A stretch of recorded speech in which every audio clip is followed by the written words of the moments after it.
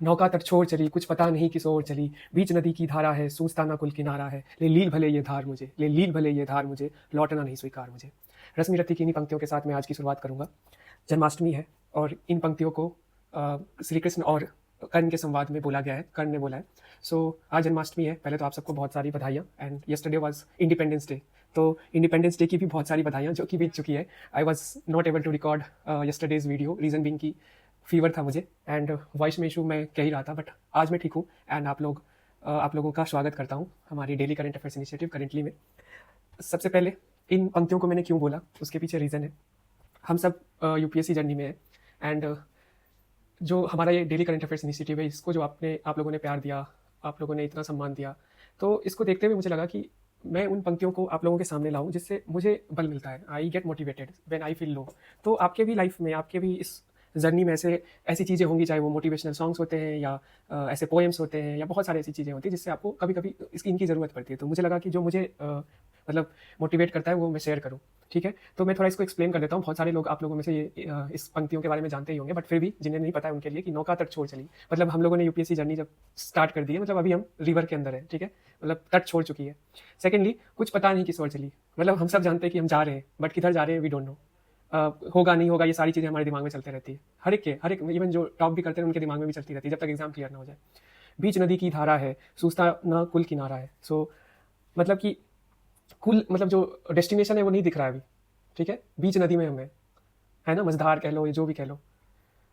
इसके बाद आता है मतलब सबसे इंपॉर्टेंट पार्ट, ले लील भले ये धार मुझे, चाहे परिस्थिति कितना भी चुनौतीपूर्ण हो, मुश्किल हो।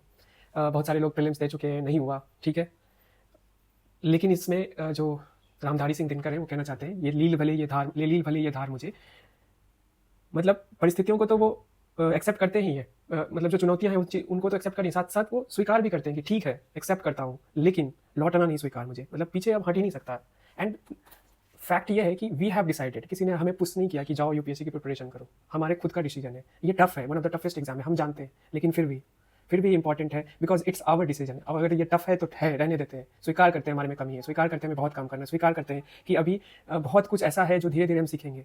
ठीक है, लेकिन हम करेंगे। ठीक है, ये पोएम मुझे बहुत मोटिवेट करता है। हर एक के लाइफ में ऐसा मोमेंट आता है जब वो लो फील करता है, तो मैं आप लोगों से यही कहूँगा कि आज का जो हमारा कोट वाला सेक्शन होता है ना, उसमें मैंने यही पोएम आप लोगों के लिए रिसाइट किया एंड आई एक्सपेक्ट कि आप लोगों को जो भी मोटिवेट करता है तो please do it in the comment section. आज कोई टास्क नहीं है, कोई कोट को आपको कीवर्ड्स को एक्सप्लेन नहीं करना है या कीवर्ड के लिए एग्जांपल्स नहीं देने। ठीक है, आज आप बस जो भी मोटिवेट करता है, अगर लाइन्स है या कोई सॉन्ग है, तो do share with all of us. ठीक है, कमेंट सेक्शन। स्टार्ट करते हैं आज का डिस्कशन। सबसे पहले बहुत सारे बच्चों का डे 1 से, मतलब 1 अगस्त से हमने स्टार्ट किया है। उन्होंने ये कहा कि हम जो पीडीएफ प्रोवाइड कराते हैं या जो लेक्चर होते हैं तो उसके नोट्स कैसे बनाएं, तो उसको पहले मैं क्लियर करूंगा and then we will jump into the articles. सबसे पहले मैं समझता हूँ 2 तरीके होते हैं, 2 तरीके जो मैं अपने लिए इंप्लीमेंट करता हूँ, एक्सपेक्ट करता हूँ कि आप लोग भी इंप्लीमेंट करें। सबसे पहले एवरीडे 5 to 6 आर्टिकल्स हम कवर करते हैं। कुछ आर्टिकल्स उस दिन के न्यूज़पेपर में होते हैं जिसे हम नहीं कवर करते, बट इट डजंट मीन कि हम उसे कवर नहीं करेंगे। वो न्यूज़ पूरे हफ्ते चलता है, मतलब कभी कभी तो महीने भर चलता है। जैसे for example special intensive revision, मतलब 2 महीनों से चल रहा है। ठीक है, ऐसे न्यूज़ को हम कवर करते हैं, लेकिन उसको मतलब एक दिन में शायद उसको कवर नहीं करते, लेकिन उसको कवर हम कर ही लेते हैं विद इन अ वीक, हमें पता होता है, तो सो दैट चीज़ें रिपीटेटिव ना हो। ठीक है, अब मैं ये कहना चाहता हूँ, जैसे 5 to 6 आर्टिकल्स हमारे पास हैं जिसे हमें कवर करना है, तो just give me a minute.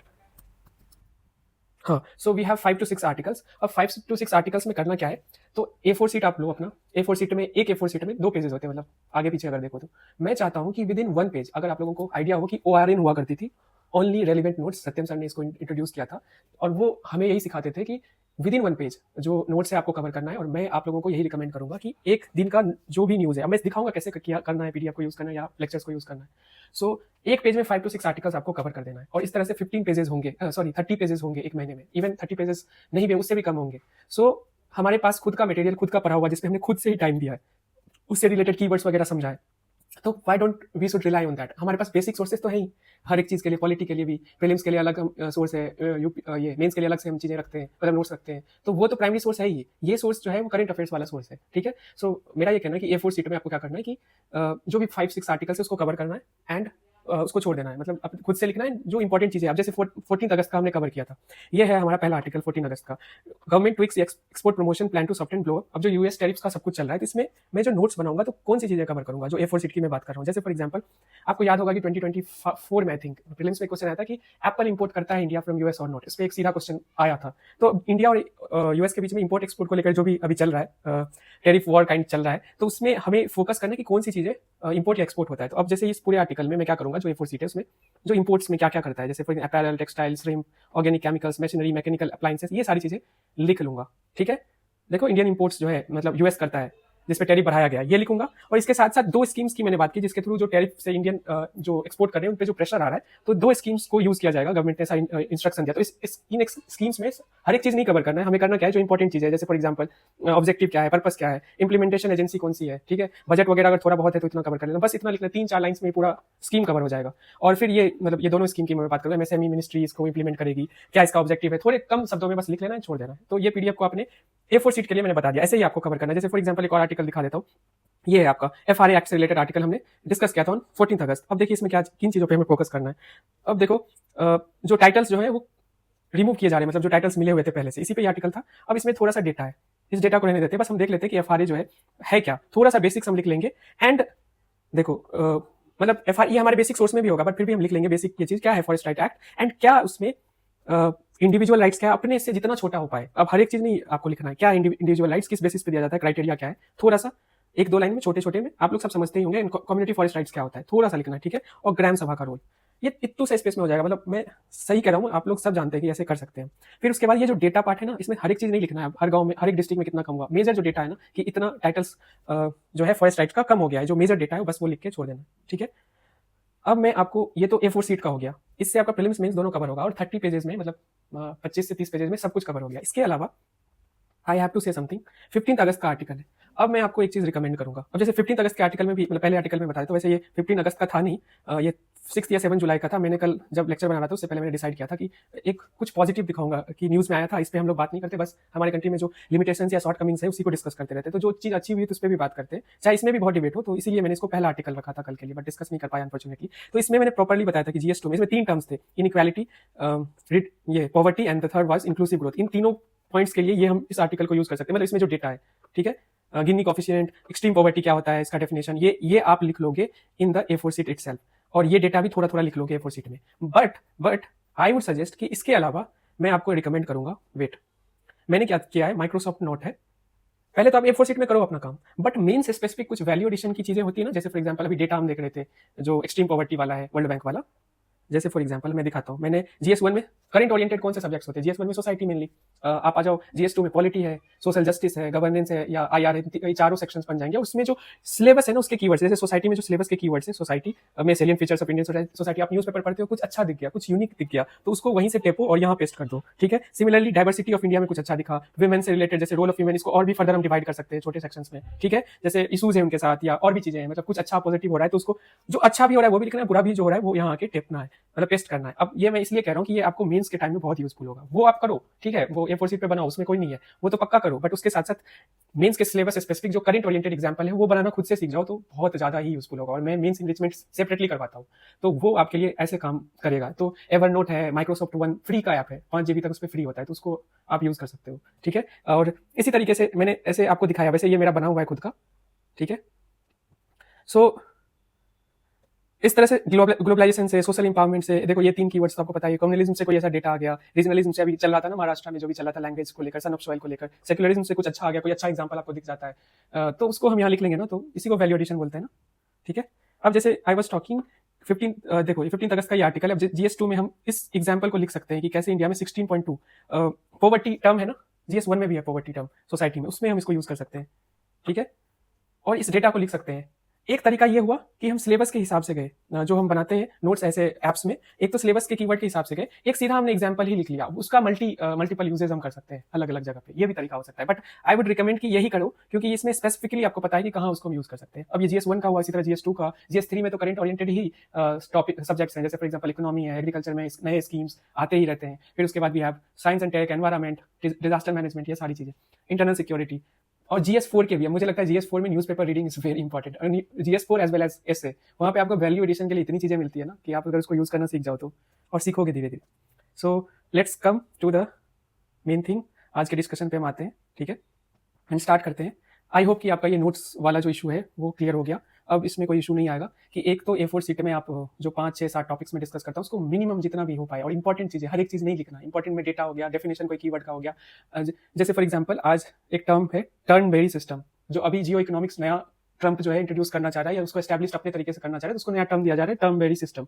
अब इसका क्या मतलब है आप लिख लोगे अपने A4 शीट में, ठीक है, एंड उसको रिवाइज करोगे 30 पेजेस में, आपका पूरा करंट अफेयर्स जो इंपॉर्टेंट है, रेलिवेंट है, इंपॉर्टेंट तो है ही, रेलिवेंट होना चाहिए, और सारा आर्टिकल 1 बाय 1 कवर हो ही जाता है एक वीक में अगर देखो तो, और मैं कर लेता हूँ कवर, ठीक है। जैसे अभी वो हुमायूं टॉम में जो इंसिडेंट हुआ है, तो वो आज नहीं तो कल उस पर एक अच्छा एडिटोरियल आएगा, वो यूनेस्को का वर्ल्ड हेरिटेज साइट है, या ट्रंप और पुतिन के बीच में जो मीटिंग हुई है, ये सब हम कवर करेंगे धीरे धीरे, आज नहीं किया है पर वो तो करेंगे ही।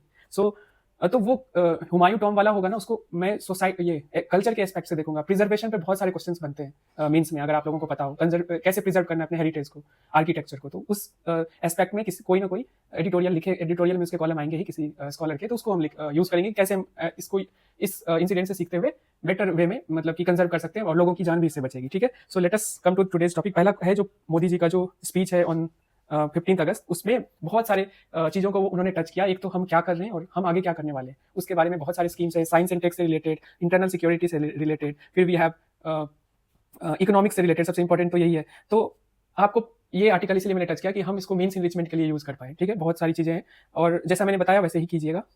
एक मिनट, हाँ। सो हिंदू पेज नंबर 1 में है, इन्हीं में से एक स्पेशली मोदी जी ने बोला जीएसटी रिफॉर्म्स की उन्होंने बात की है, तो कैसे क्या है जीएसटी, मेंस का बहुत इंपॉर्टेंट टॉपिक है और 3 क्वेश्चंस हैज बीन आस्क्ड, अगर देखो 2013 से लेके मेंस में, मैंने उसको इंक्लूड किया आज प्रीवियस ईयर क्वेश्चन जो मेंस का।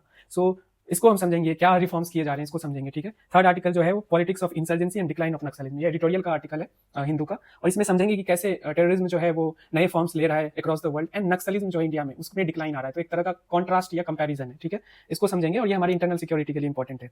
Next article is China says it opposes sanctions by E3 nations. अब E3 नेशंस कौन है, JCPOA, ये एग्रीमेंट क्या था, ईरान का इसमें क्या रोल है, IEA के बारे में समझेंगे, ठीक है। ये सारी चीजें इसमें डिस्कस करेंगे, ओके। ये IR के लिए इंपॉर्टेंट है।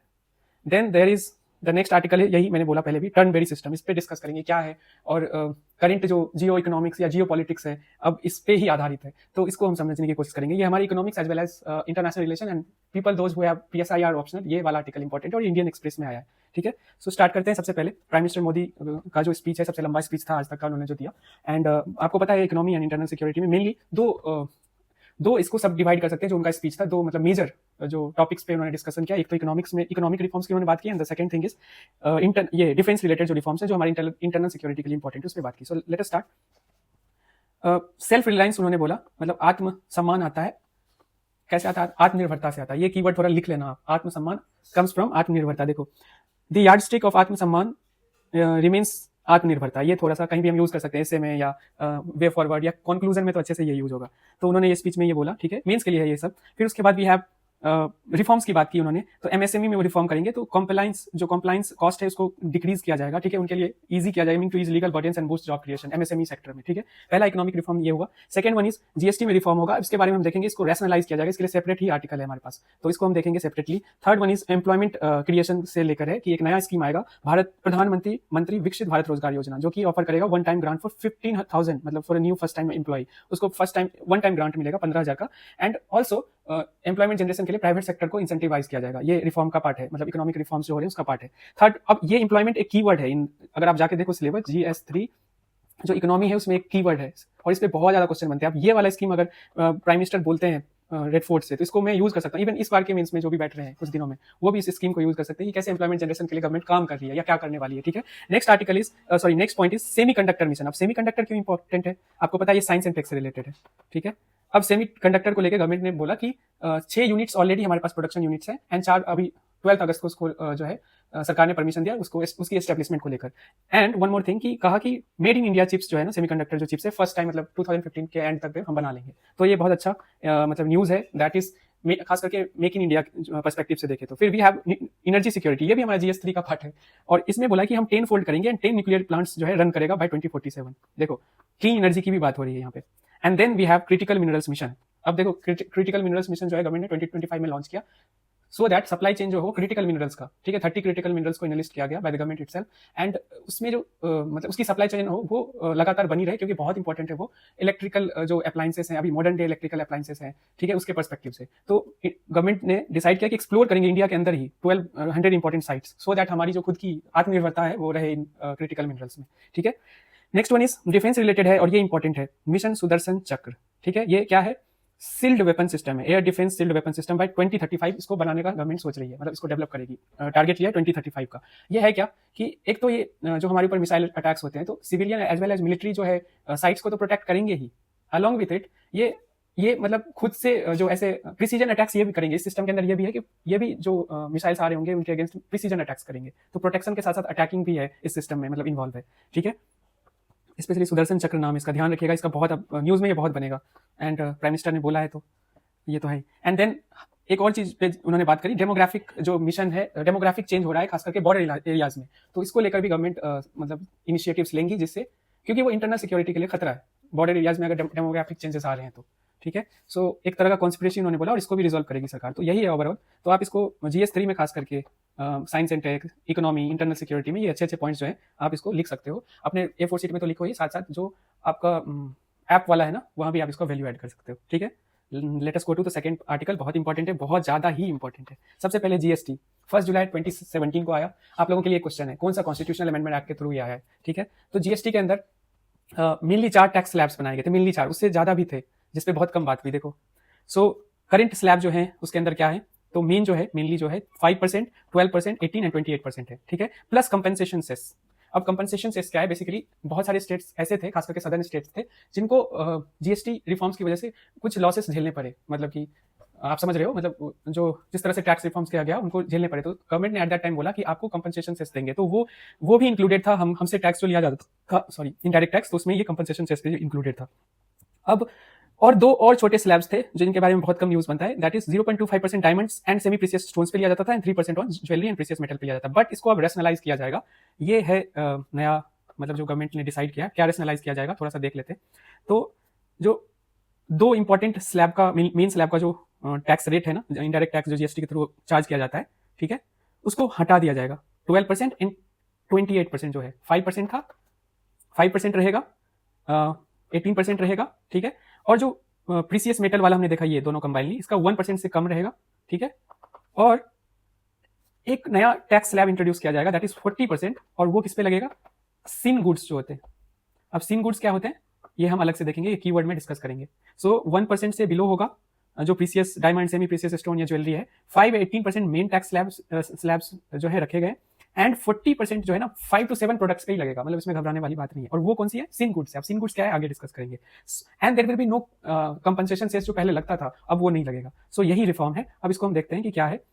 तो सेंट्रल गवर्नमेंट डिसाइड करती है कि major reform simplify Indian goods and services tax system, this aims, ठीक है, रैशनलाइज किया जाएगा। और इस पे बहुत लंबे समय से बात हो रही थी। CST काउंसिल क्या है? कॉन्स्टिट्यूशनल बॉडी है, याद रहिए, स्टैट्यूटरी तक ही लिमिट मत करना, ये कॉन्स्टिट्यूशनल बॉडी है, आर्टिकल 271A। अब इसमें क्या है कि वोटिंग राइट्स होती है, और ये क्वार्टर में एक्सपेक्ट किया जाता है, मतलब 3 महीनों में एक बार मिलना है GST काउंसिल में। उसके मेंबर्स कौन कौन होते हैं? फाइनेंस मिनिस्टर इसके चेयरमैन होते हैं इंडिया के, एंड फाइनेंस मिनिस्टर के साथ साथ उनके स्टेट मिनिस्टर भी होते हैं, एंड बाकी जो स्टेट गवर्नमेंट्स है ना, उनके जो फाइनेंस मिनिस्टर है, मतलब स्टेट गवर्नमेंट से यूटी, जहाँ पे खुद की सरकार होती है, जैसे कुछ यूटीज के पास लेजिस्लेटिव असेंबली है ना, जैसे Delhi, Puducherry and now Jammu and Kashmir. तो इन तीनों राज्यों के जो फाइनेंस मिनिस्टर होंगे वो इसके मेंबर होते हैं। एंड देन जो वोटिंग शेयर है वो 1/3 सेंटर का है एंड बाकी स्टेट्स का है, स्टेट्स एंड यूटीज में बटा है। ऑल्सो अगर कोई भी रिजोल्यूशन पास करानी है तो 75% वोट आना चाहिए किसी भी रिजोल्यूशन। अब देखो सेंटर का तो 1/3 है, मतलब 33%। अगर सेंटर ने मना कर दिया तो कोई भी रिजोल्यूशन पास नहीं होगा। So kind of veto power centre को दे दिया गया है। वन मोर थिंग, कोरम के बारे में भी बता देता हूँ एक्स्ट्रा, कि 1/3 होना चाहिए, मतलब जितने लोग हैं ना उसमें 1/3 प्रेजेंट होना चाहिए, तभी मीटिंग होगी। जैसे पार्लियामेंट में होता है, आपको पता है 1/10 होता है, मतलब एक हाउस में, ठीक है। रिस्पेक्टिव आर्टिकल बता दो किस आर्टिकल में ये लिखा हुआ है, मतलब दिया हुआ है कि कोरम 1/10 होना चाहिए, ठीक है। आप लोग कॉमेंट सेक्शन में लिखो। सो ये आपको GST काउंसिल के बारे में बता दिया, और GST कैसे वर्क करती है। फिर भी हैव सीन रेट, अभी मैंने सीन रेट की बात की, तो 40% ले भी किया जाएगा सीन गुड्स पे। अब सीन गुड्स क्या है? जिससे नेगेटिव एक्सटर्नलिटीज फॉर सोसाइटी होती है, जैसे फॉर एग्जांपल टोबैको, गुटखा, ऐसी चीजें, ठीक है, जो हार्मफुल है हमारे लिए। तो ऐसे 5 to 7 प्रोडक्ट्स पे ही सीन टैक्स लगेगा, ठीक है। एंड जिससे कि कंजम्पशन डिस्करेज किया जाए, मतलब ये तो कहने के लिए। So then we have white goods, ये बहुत न्यूज में है आजकल। क्या है व्हाइट गुड्स? सिंपल है, जो इलेक्ट्रिकल अप्लायंसेस होते हैं, ठीक है। जो जो large electrical house hold appliances होते हैं उसको हम व्हाइट गुड में कंसीडर करते हैं, और ट्रेडिशनली ना उसका कलर व्हाइट रहा है। जैसे फॉर एग्जांपल एसी है, या ट्रेडिशनली फ्रिज भी व्हाइट हुआ करता था, अब तो मल्टीपल कलर्स में हर एक अप्लाइंसेस मिलता है, तो इसका नाम व्हाइट गुड्स रख दिया। वॉशिंग मशीन, ठीक है। सो इसको एस्पिरेशनल आइटम्स में भी काउंट किया जाता है। इस पे जीएसटी ये 28% में आया करता है, अभी अभी आता आ रहा है, मतलब 28% जीएसटी लगता है, तो इसको कम करके 18% पे लाया जाएगा। एंड मैंने सब कुछ एक्सप्लेन आपको कर दिया कि कैसे क्या चीज़ें हैं। करंट स्लैब क्या है, मेनली 4 है, 5, 12, 18 एंड 28, और प्रीसियस स्टोन वाला बोल दिया कि कितना है क्या है। देन वी हैव न्यू वाला जो है, इसमें 2 हटा दिए जाएंगे, आपको पता है। एंड देन 40% वाला एक नया इंट्रोड्यूस करेगा, एंड 1% के अंदर आएगा जो प्रीसियस स्टोन एंड जो सेमी प्रीसियस गोल्ड ज्वेलरी, ऐसी चीजें, plus there will be no compensation cess, ठीक है। तो ये पूरा रिफॉर्म है। एक और चीज है कि centre also intends to use technology for easier GST registration, quicker refunds, ये सारी चीजें और स्मूथर हो और क्विकली हो, तो इसको लेकर भी इसमें इंट्रोड्यूस किया जाएगा रिफॉर्म, ठीक है। सो ये आप इसको कंक्लूजन या कह सकते हो वे फॉरवर्ड में ये सारी चीजें। GST reform aims to make taxation simpler, fair and more growth oriented, special attention to both consumer welfare and physical efficiency, ठीक है। तो यही है। एक और चीज़ है, इसमें थोड़ा सा ऐड कर देता हूँ, रेवेन्यू इंपैक्ट क्या पड़ेगा, ये डेटा है, वैसे बहुत इंपॉर्टेंट नहीं है बट जान लेते हैं। According to the sources the 28% tax slab currently 11%, 28% tax, जितना भी हम रेवेन्यू जनरेट करते हैं ना जीएसटी थ्रू, उसमें 28% 11% देती है हमें। फिर 12% स्लैब 5% देती है, ठीक है। एंड सॉरी, एक मिनट, 12, हाँ 5, एंड द 5% स्लैब जो है वो हमें 7% देती है। बाकी 18% स्लैब जो है ना 67%, सबसे ज़्यादा यही है, ठीक है। सोचो, सो 12 एंड 2018 दोनों को हटा रहे हैं और ये दोनों रहेंगे, प्लस 40% जो है स्लैब ऐड हो जाएगा। सो यही है। बाकी तो सब सही है। नेक्स्ट आर्टिकल पे चलते हैं। समझ गए होंगे आप, देखो कितने सारे प्रीवियस ईयर क्वेश्चन आए। आप लोगों को अगर कोई भी सॉल्व करना हो तो कर सकते हो। मैं अपना प्रीवियस ईयर क्वेश्चन मेंस के भी इंक्लूड करूंगा, ठीक है, सो दैट आपको पता होना चाहिए हम जो पढ़ रहे हैं ना रेलिवेंट है नहीं है, और इस पर प्रैक्टिस करना चाहो तो आज का आप 1 आउट ऑफ 3 ना 1 कोई भी एक आप सॉल्व कर सकते हो, मतलब आंसर लिख सकते हो इस पर, ठीक है। नेक्स्ट आर्टिकल है, बहुत अच्छा आर्टिकल है, एडिटोरियल से आया है ये, एंड एडिटोरियल में आया है, एंड ये नक्सलिज्म एंड टेररिज्म को से रिलेटेड है, जो कि हमारे इंटरनल सिक्योरिटी में प्रॉपर्ली इसको हम एग्जीक्यूट या यूज कर सकते हैं कि कैसे मॉडर्न टाइम्स में कैसे चीजें हो रही हैं, ठीक है। सबसे पहले इस आर्टिकल में जो हमारे M.K. नारायणन सर हैं, उन्होंने कहा कि जो IB के फॉर्मर डायरेक्टर हैं, तो उन्होंने कहा कि पोस्ट 2001 में हुआ था ना, हाँ यूएसए में, तो 25 ईयर्स होने वाले हैं। 25 ईयर्स में क्या हुआ है कि जो टेररिज्म है आज भी सस्टेन कर रहा है, अलग अलग फॉर्म्स ले रहा है, जैसे कॉपी कैट किलिंग, देखो keywords, copy cat killings, lone wolf जो अटैक्स हैं ये आजकल हो रहे हैं। अब क्या है ये दोनों मैं समझा देता हूँ। जैसे for example copy cat killings क्या है कि हम ही जो टेररिस्ट होते हैं वो पिछले वाले एक किसी क्राइम को कॉपी करते हैं या उसको और ज्यादा मतलब एक अलग लेवल पे उसको ले जाते हैं, ऊपर लेवल पे और ज्यादा आतंक पैदा करते हैं, ठीक है।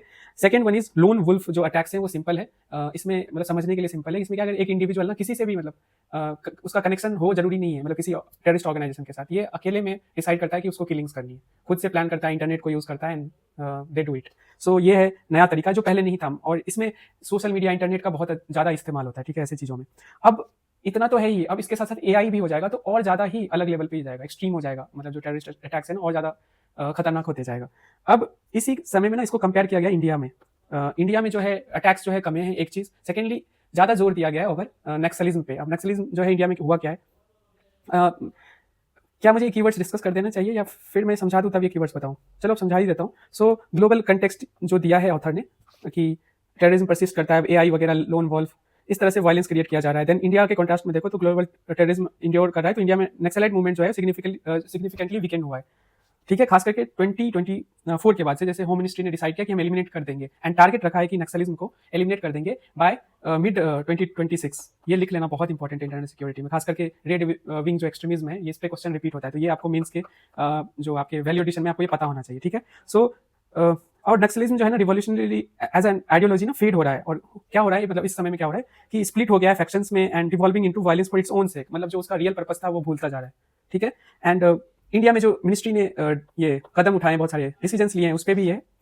एंड खास करके जो बस्तर वगैरह इलाका में जो जहाँ पे बहुत ज्यादा उनकी एक्टिविटी रही, तो वहाँ पे बहुत ज्यादा ही हार्ड फोर्स का यूज किया है गवर्नमेंट ने, एंड गवर्नमेंट ने जस्टिफाई किया है कि क्यों कर रहे हैं, रीजन बिंग कि इनको एलिमिनेट करना है जल्दी, ठीक है।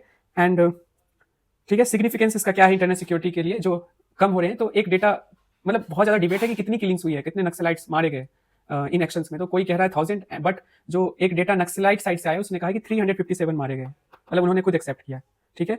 अब इसका सिग्निफिकेंस क्या है, तो counter Naxal strategy combined intelligence force efforts to safeguard civilians, ठीक है। Some criticism over use of force, मैंने कहा, but government's focus remained on restoring peace and order. And despite achievements that editorial underscores vigilance as remnants can persist and new forms, उनका मानना है कि ये सब अभी भी हो सकता है, अलग अलग फॉर्म्स में एग्जिस्ट कर सकता है, ठीक है। तो फिर उसके बाद कंपैरेटिव आउटलुक देखो तो टुडेज टेररिज्म जो है unlike Naxalism remains internationally network है ना, बट नक्सलिज्म ऐसा है नहीं, ideologically diverse, technologically enabled, making predictions and counter measures challenging. Terrorism में ऐसी बात कर रहा है, बट ऐसा नक्सलिज्म में है नहीं।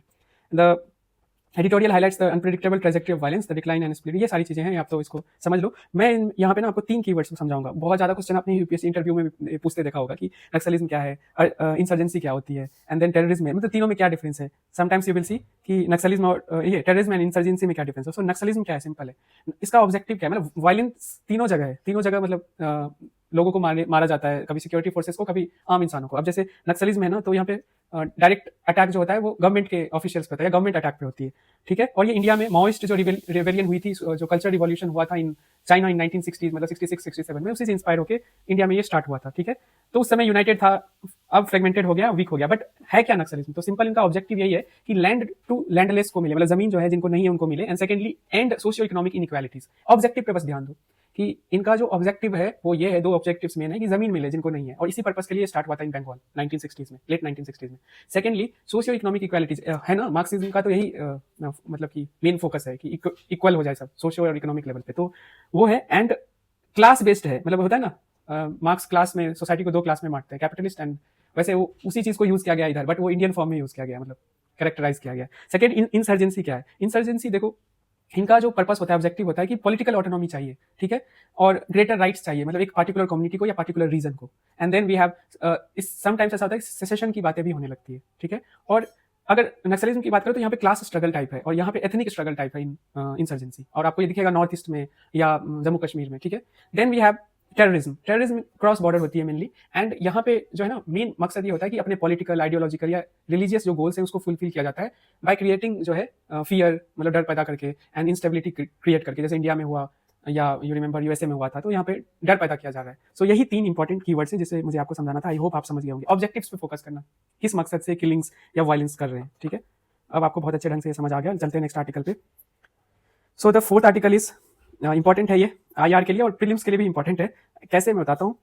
तो E3 क्या है, तो एक कंटेक्स्ट दे देता हूँ आपको कि जो E3 कंट्रीज हैं, जिसमें 3 कंट्रीज जो यूरोपियन पावर हाउस कह सकते हैं इन तीनों कंट्रीज को, Britain, France and Germany, threaten to, और ये मेंबर भी है ना P5 में आते हैं। सो सॉरी जर्मनी नहीं आता, आप करना, okay. So Britain and France है, बट इकोनॉमिक पावर हाउस तो है जर्मनी, मतलब EU का सबसे बड़ा, मतलब कह सकते हो हैवी कह लो, या 4th सबसे बड़ा है ना, अभी 3rd सबसे बड़ा इकोनॉमी है, 4th हम हो गए हैं। So threaten to reimpose UN sanctions on Iran if no diplomatic solution its nuclear programmes. मैं सिंपली आपको समझाऊंगा, इतना डेप्थ में जाना नहीं। JCPO एक अरेंजमेंट है कह लो, या पैक्ट है, नहीं थी, ठीक है। इसमें P5 countries plus 1 that is Germany, P5 में कौन कौन है, इंक्लूडिंग चाइना है। इनका जो है वो ईरान के साथ देखो P5 ईरान के साथ 2015 में एग्रीमेंट हुआ, ठीक है। ये JCPO में बता देता हूँ, इससे ना ये टाइमलाइन दूंगा तो चीजें समझ आ जाएगी। तो ईरान के साथ एक न्यूक्लियर डील हुआ, जिसमें ये कहा गया कि ईरान जो है यूज करेगा न्यूक्लियर जो उनकी फैसिलिटीज है, बट वो सिविल पर्पसेस के लिए, एनर्जी जो है, जैसे न्यूक्लियर एनर्जी को यूज कर पाए उस पर्पस के लिए करेगा, ना कि इनरिचमेंट करेगा सो दैट न्यूक्लियर वेपन्स को बना पाए। तो ये डील साइन हुआ था इन कंट्रीज के बीच में विद ईरान। और जब ये हुआ तो ईरान ने अलाउ किया कि जो IEA है, ठीक है, यूनाइटेड नेशन का एक बॉडी है जो कि देखता है न्यूक्लियर साइट्स को, ऐसे न्यूक्लियर साइट्स को, कि वहाँ पे मतलब किस रीजन से जो है वो यूज हो रहा है, मतलब जो न्यूक्लियर जो मटेरियल से यूरेनियम इनरिचमेंट होती है ना, तो उसको सिविल पर्पस के लिए यूज कर देना या किसी और पर्पस के लिए। तो जब उनको अलाउ कर देंगे ना, तो पूरी दुनिया को पता रहेगा कि क्या चल रहा है, ठीक है, कि ईरान जो है ऐसा तो नहीं वेपन बना रहा है।